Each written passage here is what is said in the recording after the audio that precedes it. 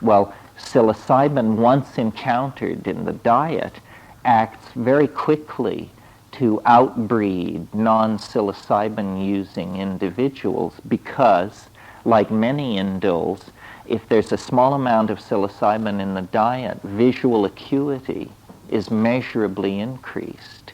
And Roland Fisher did work on this in the early 60s. Well, you can see that if an animal that is living by predation, and also it's thought by the people who disagree with this theory, the people who do not think that mushrooms played a major role in human evolution, believe that the throwing arm is the unique human capability, and that when you see a pitcher get a ball across a plate, what is it how far is it from the pitcher's mound to the plate? 60 feet. That kind of control on an object hurled at that speed, no other animal can do anything even approaching that. And that this hand-eye coordination gave us our leg up, literally, or our arm up, to be able to knock out large animals at a distance. Well, even if you believe that theory, you see it too depends on a very close coordination of hand and eye. Well, if you bring into this a chemical factor in the diet, which increases visual acuity, animals that are allowing this item in the diet will very quickly outbreed the non-mushroom users. And I submit that this happened. Then further accelerating the tendency toward preferential use of mushrooms is the fact that at higher doses, but still sub-psychedelic doses, these same mushrooms will trigger arousal, general CNS, central nervous system arousal. But this also includes then sexual arousal and erection in males. Well, so what does this mean? It means that it's a party drug at that dose. It means that there is this impetus to copulation in a situation in which the better hunters have been more successful at getting food, so this increased copulatory activity and subsequent increased number of births is happening in an environment with an increased food supply. So you see all these factors are converging to outbreed the non-mushroom using individuals. Well, then the final culminating factor in this is at yet higher doses, the mushroom ushers into the boundary dissolving ecstasy that we call the psychedelic experience, and that in that kind of a social small group situation would have led, I think, to primitive religious observance, ritual, group sexuality, food sharing, mate sharing, so forth and so on. And I really believe that this lifestyle, if you will, of nomadic pastoralism, goddess-oriented religion driven by psychedelic indoles in the diet, that for 50,000, approaching 75,000 years, this is how people lived. And they were fully realized people. I mean, there was tremendous oral poetry, epic works of art and theater, a complete realization of human potential in the dynamic context of this nomadic relationship to nature. I mean, this was Eden. This was when we were at peace with our humanness. Well, then, what happened? Is there a search for scapegoats? Who's to blame? And the answer is nobody is to blame. The very process which brought this paradise into being, which was the drying up of the African continent and the forcing of our proto-human ancestors onto the veldt and into the bipedal, nomadic, tribal language-using mode, the very forces which created that destroyed it, because eventually the great grasslands of the Sahara, the huge water holes, the vast herds of game gave way to encroaching dunes, shrinking water holes. The mushroom festivals, which I imagine at one point were probably lunar festivals, became then yearly festivals because of scarcity of the mushroom. And there became then anxiety about availability of mushrooms, and therefore a certain cultural pressure to find methods of preserving them. And this need turned naturally to the preserving powers of honey. And so there was a transitional phase of not fresh mushroom festivals, but preserved mushrooms in honey. The problem is honey itself has the capacity to turn into a psychotropic substance. Through fermentation, it becomes mead. But the imprinting that takes place in a mead cultures are cultures of male dominance, repression of female sexuality, hierarchy, warfare, wheeled chariots, the whole shtick. And so, there was, and this all happened over thousands of years, this very gradual transition. There was never a conscious moment of tragedy. But you see, what was happening was a new psychic function was taking hold in the human animal. In the situation of the monthly boundary dissolving group mushroom festivals, ego was not allowed to form. And I really view psilocybin as almost an inoculation against the formation of ego. It is an egolytic compound. So notions of male dominance, of possession of property, children, domesticated animals, or women, none of this went on in this situation where the boundary dissolution was reinforced by frequent mushroom use. But as soon as the mushrooms become less available, this thing begins to grow in the human personality, literally like a cancer or a tumor. It's a calcareous growth on the psyche that if we do not have this embeddedness in the vegetable matrix of Gaia, then anxiety arises, a lot of it sexual and related to self-identity, and I don't have to discuss this with you, just refer you to Freud and the whole gang. Everybody understands how bent we are. The question is why, and I think this is why, because we have been in a permanent state of neurotic disequilibrium for 15,000 years. And every move to attempt to correct this has pushed us further away from the goal that we want to have. So now we arrive at the late 20th century, nuclear arsenals fully in hand. We have made, since the 15th century, a demonic pact with matter that has allowed us great insight into the destructive properties of matter, made us, handmaiden to the devil, and yet we are still completely dark about our own motivations, how to educate our children, how to put in place a set of values that don't loot the future. And all of these problems appear to be getting worse. So, I don't know.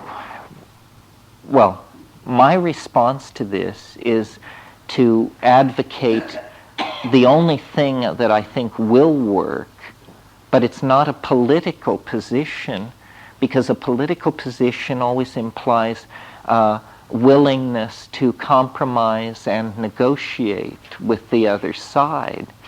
And there really is no willingness to negotiate on the part of the psychedelic position, because it's pretty non-negotiable. We're at the end of a process, call it 2,000, 5,000, choose your date, but a long process of denial of human nature first, and then war against human nature. And it goes so deep into our culture that we don't even know where the basement level is. I mean, for instance, to my mind, monotheism, which is the great intellectual edifice of the West. It touches the three major religions of the West that have developed in a continuous strain since Abraham. Monotheism is the institutionalizing of this egocentric model. And it has a certain philosophical appeal in one God, everything, all roads lead to Rome. You can trace everything back to the source, the Urquelle. But that anal retentive appeal in itself takes place within a context of values of male dominance, print-created linearity, uniformity, so forth, and so on. And I think what we have to get into is real permission for sloppiness, for loose-endedness, for the abandonment of any myth of closure, that there is no closure. There are models and there are questions, but all models are provisional. And anybody who says they have answers is highly, highly suspect. Too many people claim answers. What's being claimed here is a technique, and then you figure out your own questions and your own answers, and it's different for everybody. There really is no ideology associated with psychedelics. I mean, if you look at the people who've been involved with it, they've said completely different things and contradictory. And some are rationalists and behaviorists to this day, and others are, spiritual visionaries, hierarchical, shamanic types. The main thing is to reclaim the experience as the first step toward being politically empowered in order to act. In other words, we're in, and I indicated this last night, although more gently, that we're in a state of enforced infantilism about the capacity of our minds, that the culture we are living in is an infantile culture. Now, we look back at the Victorians putting pants on the piano legs, and we just shake our heads and say, those poor misguided people. Well, but that's only 4 generations ago. We have similar weirdness going on in our own culture, but about the mind. I mean, we look askance at the mind the same way that a Victorian nanny is uncomfortable in the presence of bare furniture. We fear it.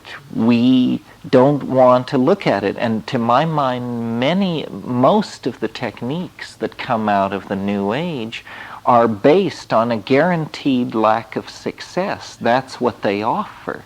Because the last thing anybody wants is real change. Because real change is uncontrolled change.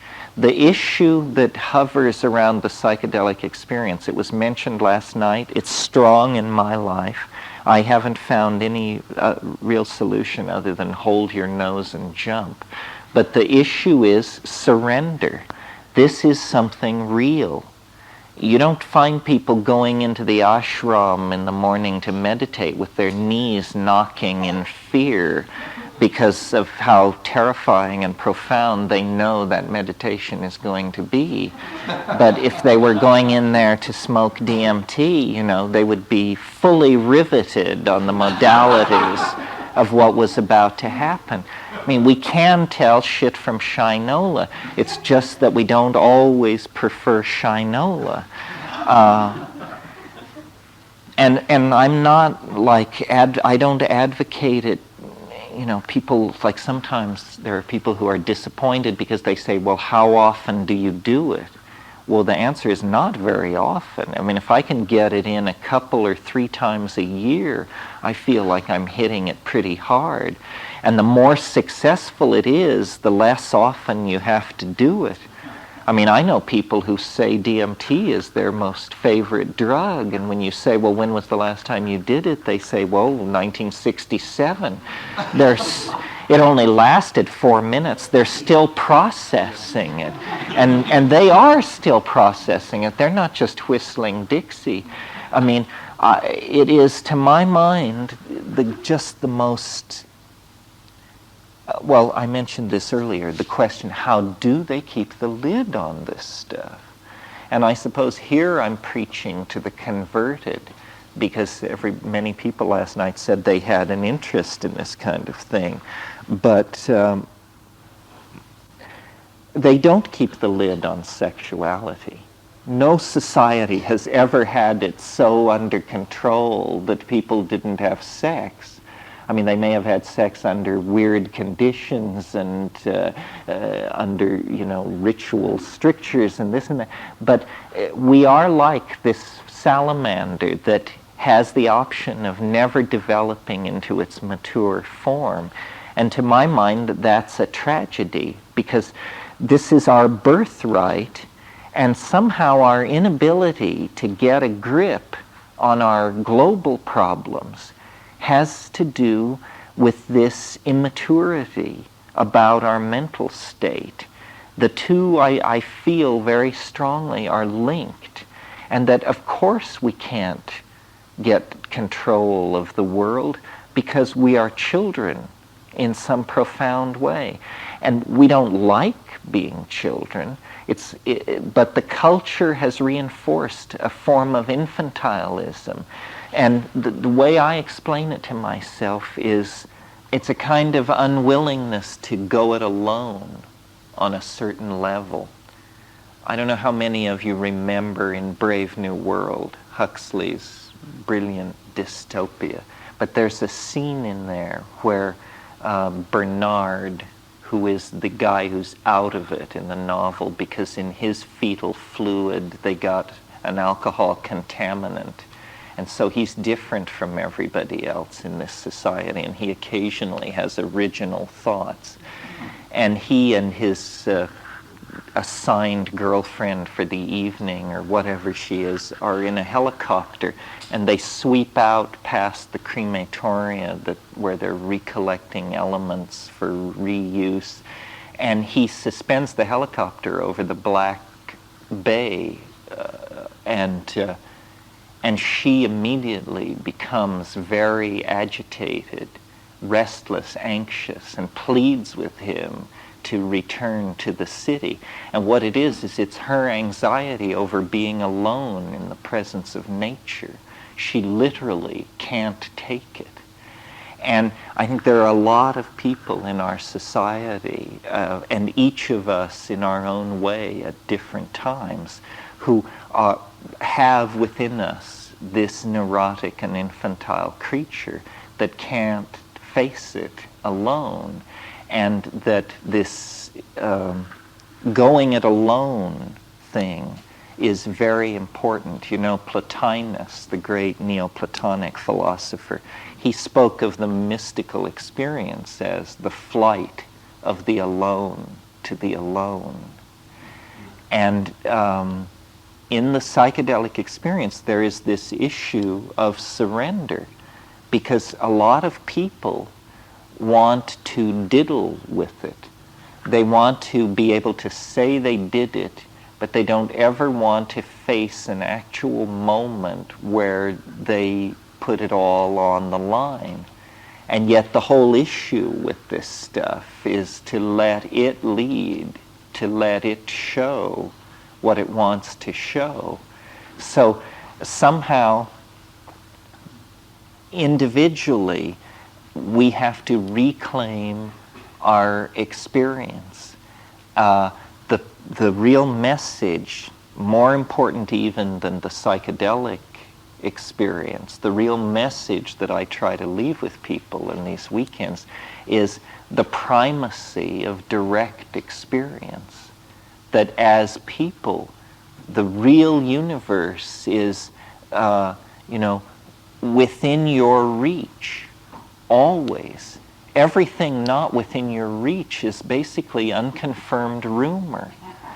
And we insert ourselves like ants or honeybees into hierarchies of knowledge. So we say, well, what's going on in the world? Well, turn on CNN. And then somehow we're ordered. Then we say, okay, it's 85 degrees in Baghdad and the wind is out of the northeast at 15 miles an hour. And we feel somehow better now because we're getting the information.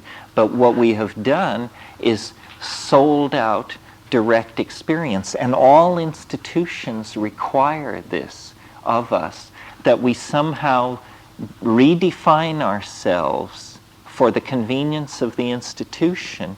And this redefinition always involves a narrowing, a denial, so that, if you want to be in Marxist society, if you want to function in Marxist society, you have to define yourself as a Marxist human being.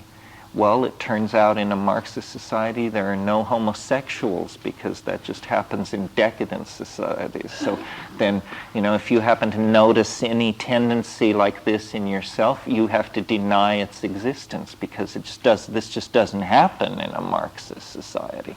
And similarly, every society has this. In our society, if you hear voices, we have mental hospitals for you. If you have vast visions of the future, we have drugs that can help you and make this go away. So then somehow in modern society, the discovery of psychedelics is the discovery that all of this cultural machinery is just Wizard of Oz stuff. You remember the scene in The Wizard of Oz where the curtain is swept back and they see the little guy there, and he says, booming out over the loudspeaker, "Ignore the little man pulling the levers. Ignore the little man pulling the levers." Well, the little man pulling the levers is what sweeps into view with psychedelics, and you discover, culture is provisional.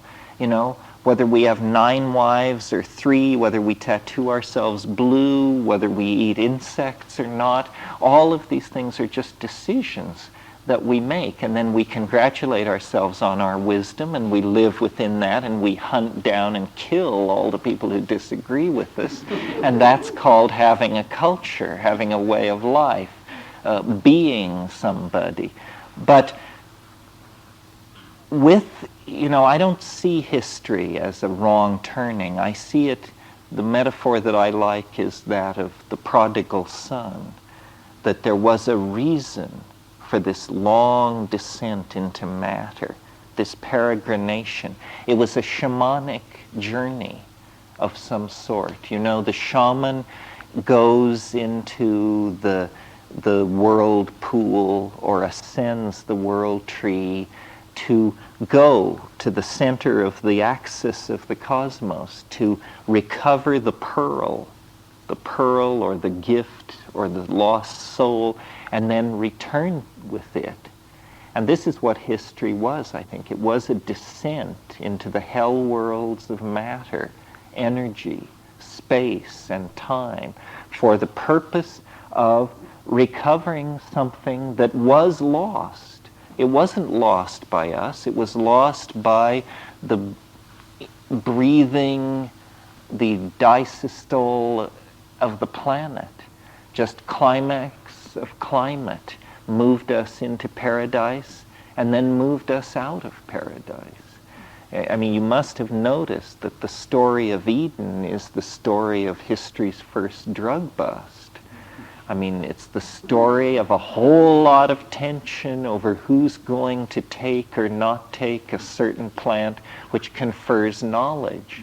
And Yahweh, wandering in the garden, says to himself, if the man and the woman eat of the fruit, they will become as we are. The issue was co-equality, co-knowledge with the Creator. Well, where do we stand, in man's existential march? How does that work? Can we always accept the subservient, infantile position? I mean, is knowledge to be dispensed by gods, and if not gods, then the institutions that appoint themselves as gods over us? Or is it actually that maturity begins with somehow claiming this birthright? And it is a birthright. And I don't know if a society can survive the claiming of this birthright by a large number of people. Certainly in the 1960s, when this was attempted, everybody got very agitated, and then it was frozen out. In so-called primitive or pre-literate societies, there is the office of the shaman, and the shaman is deputized to act for all of us, in the same way that we have airplane mechanics to fix jet engines. We have shamans to explore these hidden and fairly terrifying other dimensions. The people who self-select themselves into a group like this, in a society like that, would be the candidates for this kind of shamanic voyaging. Well, so then what is it finally all for? Or is it for anything? Is it just maybe my problem that I think it's for something? Well, it is and it isn't. I mean, see, we have real problems. We could perish from this planet in some kind of radioactive petroleum war or what have you. And it wouldn't change the fact that shamanism did exist, that these dimensions were there and were explored by courageous, high-minded people for thousands of years. But I think that the scientific mind, and maybe even the American mind, can bring something special to it, that somehow technology has a role to play. And I think maybe what this has to do with is, I've talked a bit in the past, a lot in the past, about what I call visible language. Visible language is something that I encountered in psychedelic states. Could never have dreamed it up by myself. Encountered it as an existential fact, then had to sort of reason backward from it to what would it be good for. Well, what is it? What is visible language? Well, it's very simply, it's language which you look at rather than hear. And don't ask me how this can happen. It obviously has something to do with synesthesias in the brain, with swapping neural processing units and somehow shunting a stream of data which would normally be audially interpreted. Instead, it goes to the visual cortex. And this occurs often in DMT intoxication, and it has a long and noble history in the Amazon in ayahuasca shamanism. Ayahuasca, as you probably know, is a combinatory drug made of a vine combined with the leaves of another plant, and it makes DMT orally active. Normally DMT is destroyed in the gut, but you take it in combo with this other thing, beta-carboline, and then it's active. Well, in the Amazon, these people sing what they call icaros, magical songs, and these magical songs are given to them by the spirits, whatever those are, invisible entities. But the magical songs are invariably criticized pictorially and sculpturally rather than musically. Nobody ever talks about how these things sound. People only talk about how they look. And I had read about this and heard about it and went down there and spent time, again, curiosity is the only method, poking around. Finally got somebody who knew how to brew this stuff to make this happen. And, you know, I had seen it before on DMT, but on DMT it's somewhat out of control. It's as though your entire syntactical engine has sprung out of your chest and is rattling around on the floor in front of you.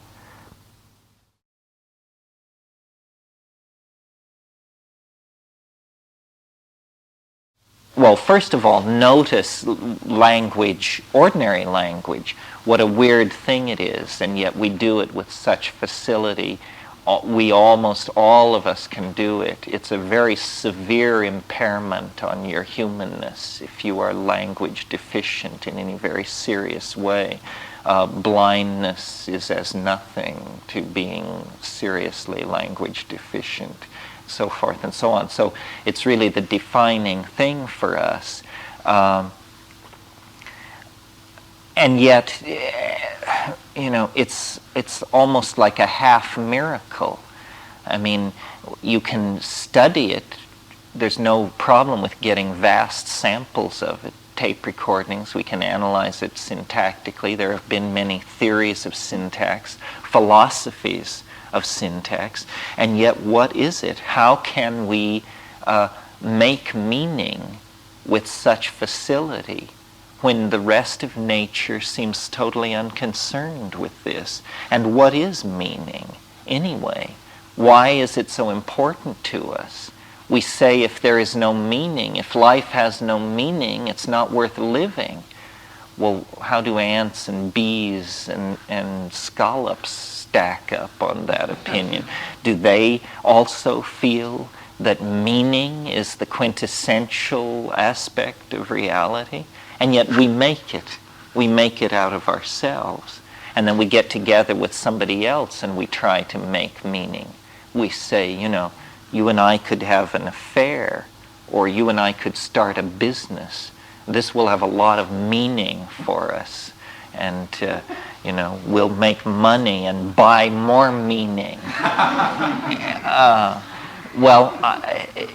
Whatever it is, and C.D. Broad wrote a book called The Meaning of Meaning, which deals with it in about 400 pages. But whatever it is, it's very important to us, and it seems to have different modalities. For instance, dance can have meaning, painting can have meaning, spoken or textual words have meaning.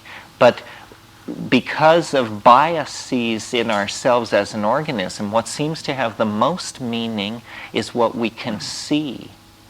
Our visual, we have a tremendously rich sense of visual input. Well, for some reason, under the influence of these psychedelic drugs and certain exercises and who knows what else it takes to shake you out of your cage, but suddenly syntactical organization, which has been invisible in the background of the program of meaning, becomes visible. And you actually see the engines of syntax. You actually behold the machinery of meaning itself. And for some reason, this is very satisfying. It's like an ecstasy. It's like an affirmation of some sort that is transcendental. There is a recognition in it that transcends the felt apperception of ordinary meaning. You know, in other words, that you're gazing somehow on the naked face of truth and beauty. Well, it seems to me that what all this suggests, by all this I mean the human capacity for the psychedelic experience, the human facility for switching these linguistic channels from the beheld to the seen, what all this must mean is that history is nothing more than the transition phase from felt intuition, the mute intuition of the animal body to fully expressible three-dimensional meaning, and that the descent into matter that technology represents is because you can't do this entirely on the natch. There has to be a certain augmentation of the human organism in order to do this. It may be pharmacological, it may be neurological, it may be nanotechnological, and then some part of the other two. But whatever it is I think we are coming up under the underbelly of meaning, boring from beneath, and that we're just about to hit the jackpot. And this is what the historical process is. And the proliferation of media, of the discovery of perspective 500 years ago, oil painting, airbrushing, digital sound, all of these techniques are this summoning of the image. So we are actually moving toward a kind of self-fulfilling process.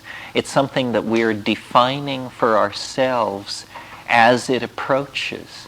And it is defining itself for itself as it approaches. You actually experience this on psychedelics sometimes. I mean, the way it works for me on mushrooms or sometimes DMT is there is a black space, and then I hear the what I call the elf music or the Irish band, and it's far away, and as it comes closer I see light, and as it comes closer it both gets louder and the light fills the stage of awareness until finally the sound is subsumed under the visual impression of the thing, and then it's all around you, and it is this domain of self-transforming language. I mean, I call them language elves, but what they may be is nothing more than self-reflexive, compound, complex sentences. It's hard to tell what they are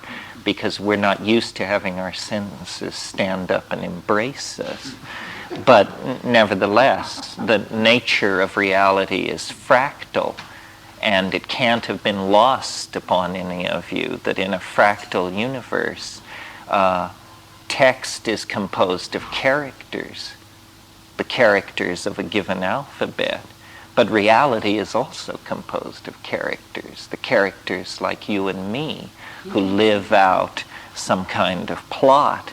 Well, when you get characters into a text, in other words, characters made of characters, then you begin to feel the textual richness and the linguistic richness that seems to be not in the forefront of reality, but actually to lie behind it. I mean, not the final conclusion, that would be preposterous, but the most recent conclusion that I'm coming to looking at the psychedelic experience is how phenomenally text-like reality is. I mean, it's more text-like than one should decently say. This is much more like a work of art than anything recognizable from my physics class. I mean, my physics class was about atoms and electrons and momentum and conservation of energy. My literature class, on the other hand, was all about personality, motivation, history, precursive active, anticipation of action, willful suspension of disbelief. And these are the things that I see actually going on around me. And so it's strange as we decondition from the being sold from the top worldview of Time magazine and Scientific American and the Wall Street Journal. What we discover is ourselves active as art in a work of art. This is what the reclamation of experience seems to give back to us, is ourselves as very complex objects. You see, in the institutionalized world, we are defined always in ways that stress our similarity. We hear about voters and I'm a voter. And we hear about women, and many of you are women. And we hear about yuppies, and we hear about the middle class, and we hear about those with liquidity in their portfolios. But everything is presented as a member of a class. We are always presented to ourselves as members of some class, and yet we experience ourselves as unique objects. But there is no reinforcement for that experience of uniqueness. I mean, you have a lover and they say, I think you're wonderful and very special. That's about all the reinforcement for your uniqueness you get. And your mother also tells you this. But then you take a psychedelic plant and you discover, hey, I'm Christopher Columbus. I'm Magellan. I could be anybody. I'm not defined in these narrow ways. There are doorways in my reality to areas of experience as large as the area of experience that Christopher Columbus or Magellan took as their province. But it's all, this new freedom is achieved by directing attention back at the individual. So, a lot of the debate and talk that I hear is about saving and restructuring institutions and that sort of thing. I'm not very much interested in saving and restructuring very many institutions. I think institutions have done us about all the good we can stand at this point. And, but then they wave the black flag of anarchy in front of you and say, oh, well, you're just an apostle of chaos and madness. Chaos, yes. Madness, maybe. But disorder, never. This surrender issue, when translated out of the realm of the individual and into the realm of the collectivity, we all, as a society, must also surrender to what is happening to us, because I think history is some kind of psychedelic experience, and it isn't, there's nobody around who has the right plan. So it isn't about how we need to locate the people with the right plan and then give them a lot of money and get out of their way. It doesn't work like that. The right plan will emerge almost simultaneously in everybody's mind at the same moment. And in the meantime, we all are going to have this sort of half-baked plan that we can't articulate, that we can't quite bring out. It's a quality of the time. I'm going to talk this afternoon more about the quality of the time. But we can't think any more clearly than we're thinking at the moment when we're thinking at our best. Part of what history is a clarification of the human situation. And I think you have to press the envelope. You have to keep your nose against the glass, forcing the definitions into ever new territory, but not anxiously. It's like a growth process. We can't evolve any faster than our language evolves. The language is the thing in which we're embedded. So the use of technologies like virtual reality or drugs like psilocybin and DMT, or practices of various sorts, if they prove effective, to put pressure on the evolution of language. All spiritual disciplines, properly analyzed, can be seen to be courses, language courses, to get you to think a certain way, to get you to carve out of the background of undifferentiated data certain things which you previously couldn't see, auras or acupuncture meridians or states of disease. I mean, it can be anything. But the mind sensitizes itself to phenomena by following language into the forest of the unknown. And most people have no stomach for this kind of thing. They prefer to stay back in the village and just kill time grinding wheat and drying meat around the fire. But, you can almost make a kind of a fractal quasi-reductionist argument and say that people are like electrons. And you don't learn what electrons really are until you get just one of them off by itself somewhere in a magnetic field, in a vacuum. And then you see what electrons are. If you have millions of electrons, then you have an electrical current. And an electrical current operates according to laws and rules and constraints completely different from an electron. And what we have done very perversely as a society is taken the laws of large numbers, how 1 million people act, how 10 million people act, and then we have applied it back to ourselves as individuals. Said, well, why am I not happy? 70% of everybody does X and I don't, and I'm not happy then. Trying to redefine yourself as against a very large body of statistical data.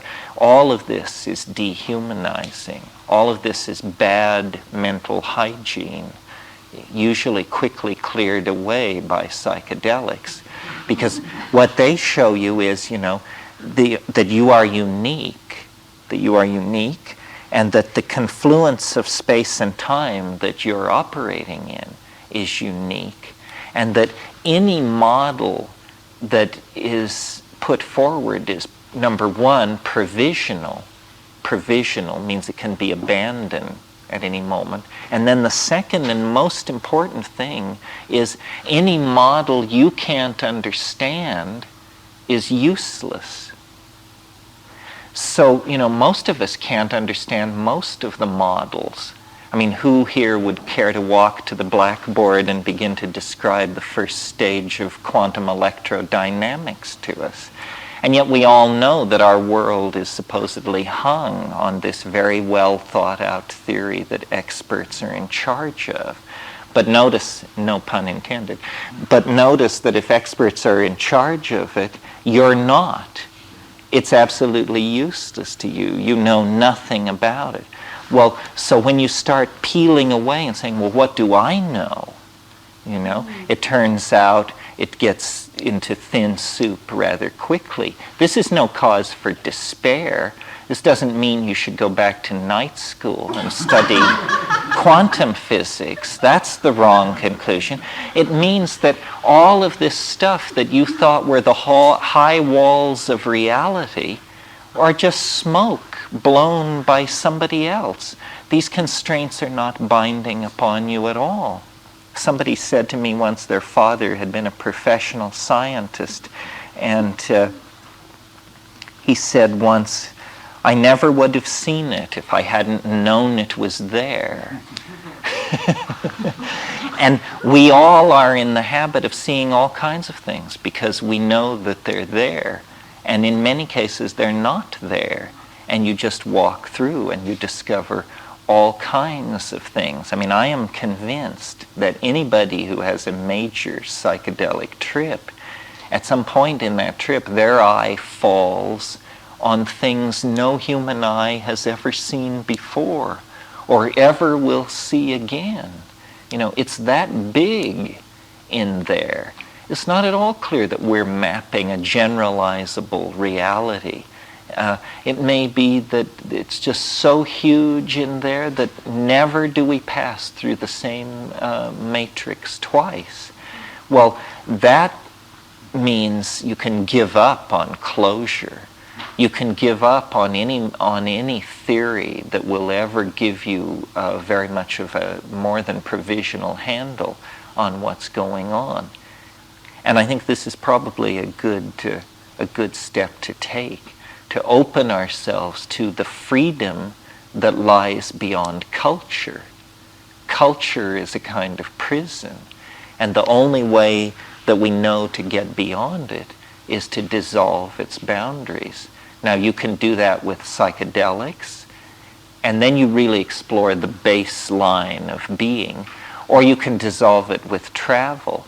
But then you dissolve your own cultural programming only to discover you fitted yourself into somebody else's cultural programming. And this, while, definitely educational, is like a psychedelic drug I'm not that fond of. I do a lot of traveling, but it's not the same thing as replacing space and time with some kind of alternative. That comes from doing the hard work on 5 grams in silent darkness. And really what you see, I think, is the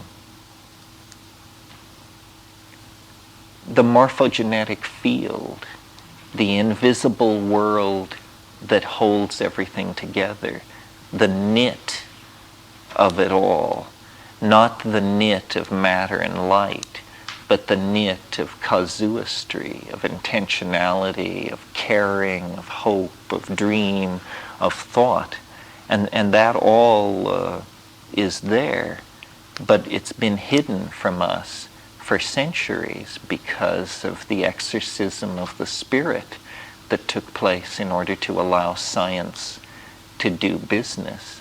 And that, momentous and ill-considered choice then has made us the inheritors of a tradition of existential emptiness, really. But that has impelled us to go back to the jungles and to recover this thing.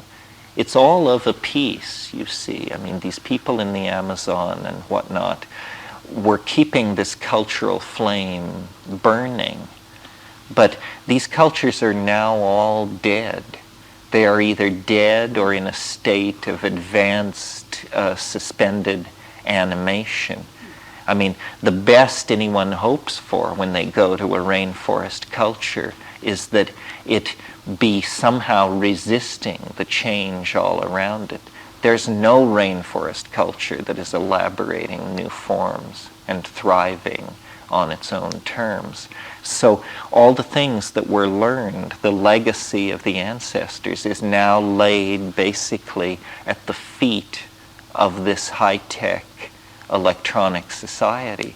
And the question is, can we dream a dream sufficiently noble that we give meaning to the sacrifices that have been made to allow the 20th century to exist? I mean, my God, the amount of blood shed and, infectious diseases spread around, metals ripped out of the earth, mountains moved, railroads laid across continents.